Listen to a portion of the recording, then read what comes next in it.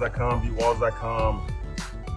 We're currently cementing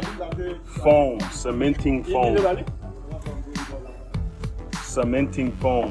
What happened here is woodpeckers have been pecking away at the foam, and there's a couple ways to fix the problem. This is one of them.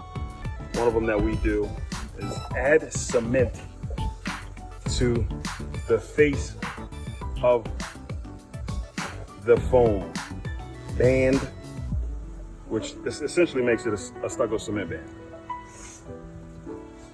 Beatwalls.com, give us a call, beatwalls.com. Right now it is on it's probably its second coat here before we float it and make it a float sand finish. Beatwalls.com, give us a call. We'll roll around here so you can see some more.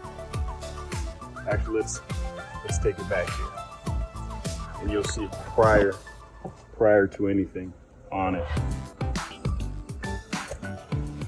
There it is with nothing on it there. Beatwalls.com, give us a call. Give us a call.